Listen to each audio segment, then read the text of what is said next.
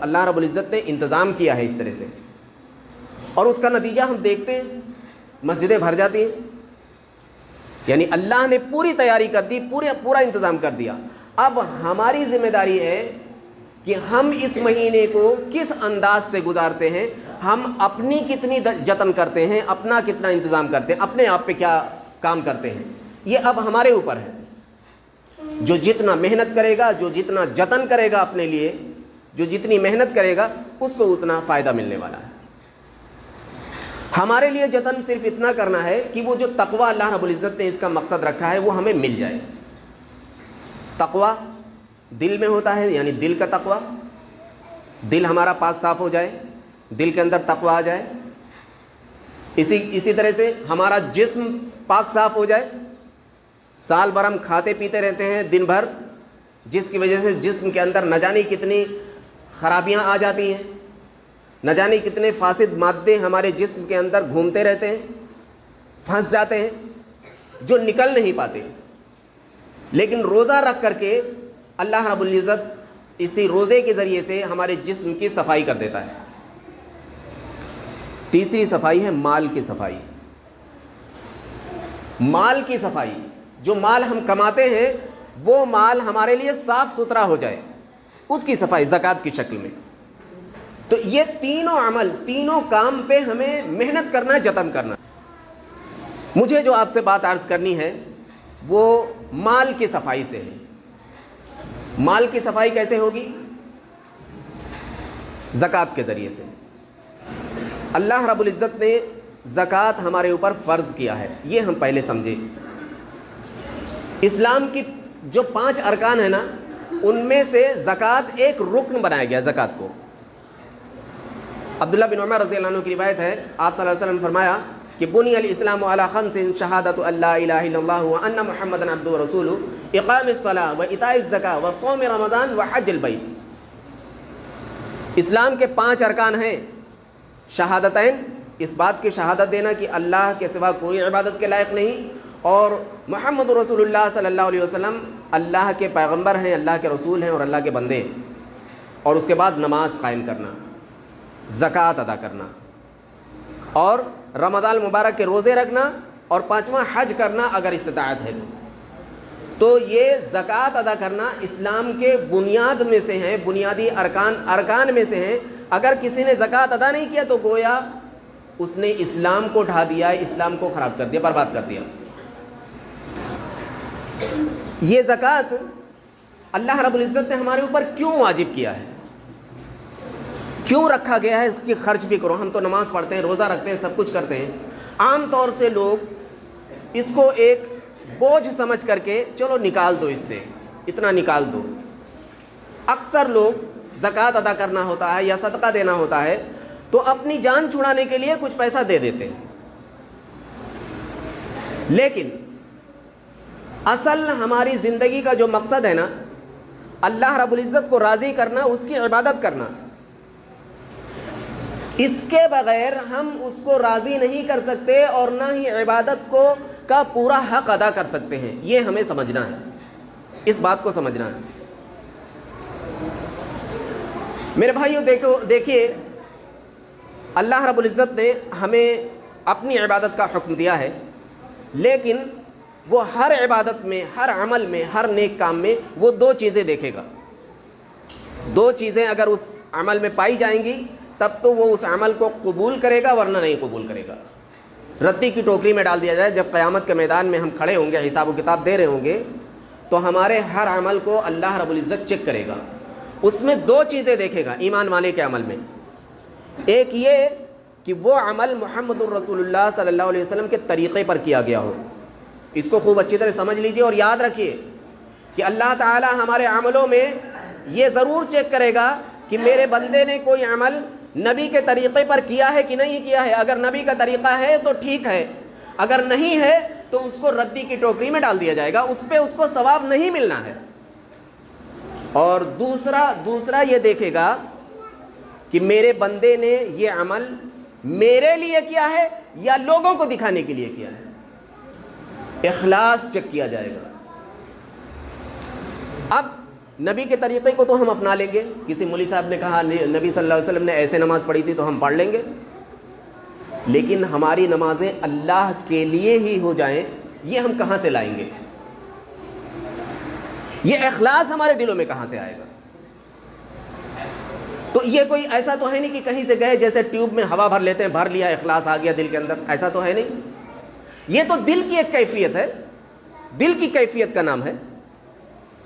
اللہ کے لیے نماز پڑھنا, اللہ کے لیے عمل کرنا, اللہ کے لیے زندہ رہنا, یہ کیسے ہماری زندگی میں آئے گا؟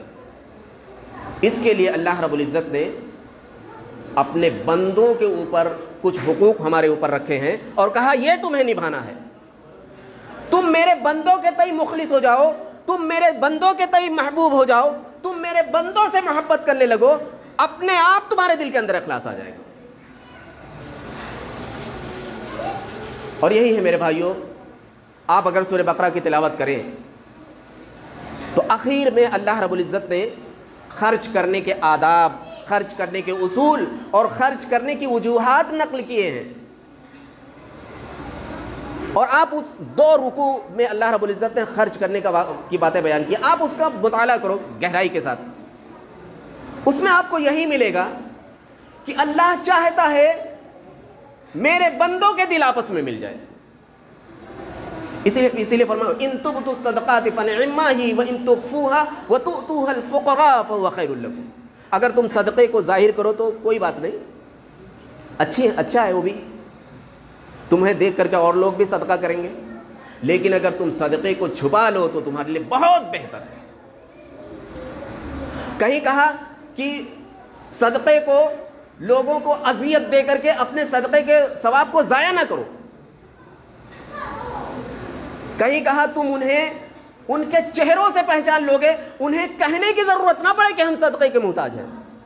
تم جانتے ہو اپنے خاندان میں, اپنے لوگوں میں, اپنے گاؤں میں کہ کون صدقے کا حق مستحق ہے, کس کی مدد کرنے لائق ہے, کس کی مدد کی جائے, تمہیں معلوم ہے, تم چہروں سے جانتے ہو, ان کو کہنے کی ضرورت نہیں ہے. یعنی مسلمان کی عزت, مسلمان کی آبرو کی حفاظت کرو, صدقہ دے کر کے انہیں ذلیل و رسوا کرنے کی کوشش نہ کرنا, ورنہ تمہارے صدقے کا ثواب برباد ہو جائے گا. انہیں ایسی چیز دینا جو تم خود پسند کرتے ہو, اور انہیں ایسی چیز نہ دینا جسے تم خود لینا پسند نہ کرتے. یہ سارے آداب بتائے ہیں صدقے کے. سارے آداب کو اگر سامنے رکھا جائے تو یہی سمجھ میں آتا ہے کہ اللہ نے ہمیں صدقے کا حکم کیوں دیا ہے. اللہ نے ہمیں صدقے کا حکم اس لیے دیا ہے کہ ہمارے دل آپس میں مل جائیں. ہم سے اگر ہمارے پاس پیسہ ہے تو پیسے کی وجہ سے کوئی بغض نہ رکھے, ہم سے کوئی حسد نہ کرے.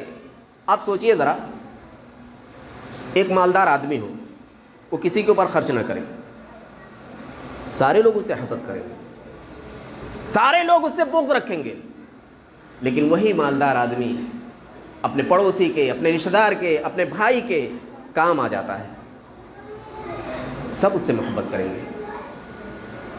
ایک چائے کسی کو پلا دیا جاتا ہے تو وہ آدمی اس سے جڑ جاتا ہے. چائے کی کیا حقیقت ہے؟ ایک کھانا آپ کسی کو کھلا کے دیں گے. تو اللہ رب العزت نے یہ جو زکوٰۃ کا حکم دیا ہے, صدقے کا حکم دیا ہے, اس کو ہم یوں ہی نہ جانیں. اگر ہمیں حقوق العباد کا کچھ بھی پاس و لحاظ ہے کہ اللہ نے ہمارے اوپر اپنا حق بھی رکھا ہے اور اب بندوں کا حق رکھا ہے, بندوں کا حق ہم ادا کرنے والے بن جائیں, ہمارا دل نرم رہے ان کے تئیں, اس لیے کہا مال خرچ کرو. صحیح مسلم کی ایک روایت یہاں میں عرض کر دوں آپ سے. حضرت ابو ہریرہ رضی اللہ عنہ راوی ہیں, بیان کرتے ہیں کہ اللہ کے رسول صلی اللہ علیہ وسلم فرمایا اتقوا الظلم فإن الظلم ظلمات يوم القيامة واتقوا الشح فإن الشح أهلك من كان قبلكم حملهم أن سفكوا دماءهم واستحلوا محارمهم. آپ نے فرمایا تم ظلم سے بچو, کیونکہ ظلم قیامت کے میدان میں اندھیروں کا باعث بنے گا. اور اس کے فوراً بعد آپ نے فرمایا تم بخیلی سے بچو, مال کی محبت سے بچو, مال کو سینت سنوار کر رکھنے سے بچو, کیونکہ اسی مال کی محبت کی وجہ سے تم سے پہلے کے لوگوں نے اپنے کئی لوگوں کو قتل کیا, کئی لوگوں نے آپس میں ایک دوسرے کے خون بہائے. اور اسی مال کی محبت کی وجہ سے، اسی بخیلی کی وجہ سے لوگوں نے اللہ کے حرام کردہ چیزوں پر اپنے اوپر حلال کر لیا، ایک دوسرے پر ظلم کیا، ایک دوسرے کو قتل تک کر ڈالے۔ کس کی وجہ سے؟ مال کی محبت کی وجہ سے۔ اور اسی مال کی محبت کی وجہ سے، اسی مال کی وجہ سے اپنے اوپر بھی آدمی ظلم کرتا ہے، اپنے رشتہ داروں پر بھی ظلم کرتا ہے، دوسروں پر ظلم کر بیٹھتا ہے۔ یعنی ہمیں جو زکوٰۃ کو فرض کیا گیا، صدقے کا حکم دیا گیا، اس کا مطلب یہ ہے کہ اللہ رب العزت چاہتا ہے کہ میرا بندہ کسی طریقے کے ظلم میں نہ پڑے۔ صدقہ دینے والا، زکوٰۃ اچھی طرح سے نکالنے والا، اس کا دل نرم ہوتا ہے، اس کے دل میں لوگوں کے لیے محبت ہوتی ہے، لوگوں کے دل میں اس کے لیے محبت ہوتی ہے، تو پھر بتائیے ظلم کہاں سے ہوگا؟ ظلم تو تبھی ہوتا ہے نا جب ہم کسی کو پسند نہ کریں تو اس کی ہر بات ناپسند ہوتی ہے، چاہے وہ اچھا کہے یا برا۔ آپ جان لیجئے، اگر کسی کو آپ ناپسند کرتے ہیں، اس کے لیے آپ کا دل سخت ہے، نرم نہیں ہے، وہ اگر اچھی بھی بات بولے گا تو آپ کو الٹا لگے گا، محسوس ہوگا۔ لیکن اگر دل نرم ہے، آپس میں محبت ہے، تو اگر لوگ گالی بھی دے دیتے ہیں نا، تبھی کہتے ہیں جانے دو، اپنا دوست ہے، اپنا بھائی ہے، اپنا فلاں کام آیا تھا، کیا ہوا، اس نے کہہ دیا تو کیا ہوا؟ یہ پیدا کہاں سے ہوگا؟ مال خرچ کرنے سے۔ فری میں کچھ نہیں ہونے والا میرے بھائی، فری میں کچھ نہیں ہونے والا، مال خرچ کرنا ہے۔ اسی لیے ایک حدیث میں اللہ کے رسول صلی اللہ علیہ وسلم نے فرمایا، ہر مسلمان پر مال خرچ کرنا، صدقہ دینا واجب ہے۔ صحابہ نے کہا اللہ کے رسول، ہر آدمی تو اس کی طاقت نہیں رکھے گا، پھر کیا کرے؟ کہا جو طاقت نہیں رکھتا، جس کے پاس مال نہ ہو، وہ جا کر کے مزدوری کرے، محنت کرے، خود بھی کھائے اور دوسروں کو اس میں سے صدقہ دے۔ پھر کہا گیا اللہ کے رسول، اگر اس کی بھی طاقت نہ ہو تو؟ کہا اس کی بھی طاقت نہ ہو تو دوسروں کے کام آئے، یہ اس کے لیے صدقہ ہو جائے گا، دوسروں کو دین سکھائے، دوسروں کو مدد کر دے، اس کے لیے صدقہ ہو جائے گا۔ کہا اللہ کے رسول اس کی بھی طاقت نہ ہو؟ فرمایا پھر وہ نیک عمل کرے اور دوسروں کو تکلیف دینے سے بچ جائے، یہ اس کے لیے صدقہ ہوگا۔ دوسروں کے کام آئے تب بھی صدقہ، اگر نہیں کام آ سکتا، اس لائق نہیں ہے، تو دوسروں کو تکلیف دینے سے اپنے آپ کو باز رکھے، اس کو صدقے کا ثواب ملے گا۔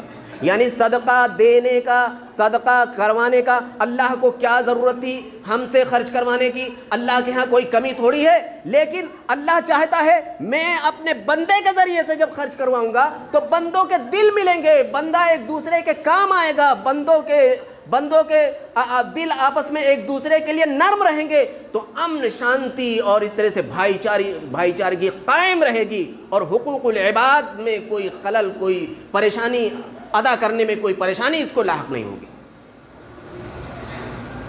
اس لیے میرے بھائیوں، جو زکوٰۃ، اسی لیے صاحب نصاب پر، جس کے پاس اتنا مال ہو گیا ہو، جو صاحب نصاب ہو گیا ہو، اس کے اوپر زکوٰۃ فرض کیا گیا ہے کہ اگر یہ نہیں ادا کیے تو پورا مال برباد ہو جائے گا، پورا مال اس کے لیے حرام ہو جائے گا، اور اگر زکوٰۃ نکال دیا جاتا ہے تو مال پاک ہو جاتا ہے۔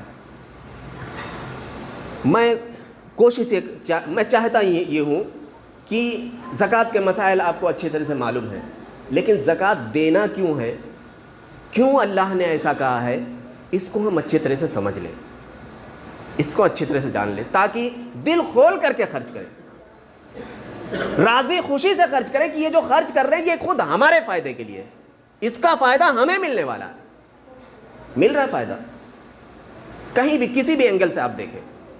تو ہم اگر خرچ کرتے ہیں تو اللہ رب العزت ہمیں اور زیادہ، اور اللہ کے رسول صلی اللہ علیہ وسلم نے تو فرمایا کہ جس مال سے صدقہ دیا جاتا ہے اللہ اس مال کو اور بڑھاتا ہے، مال میں کمی نہیں کرتا۔ یہ ساری چیزیں ہمیں اپنے دل میں محسوس کرنی ہے، سوچنی ہے، اور زیادہ سے زیادہ صدقہ کرنا ہے۔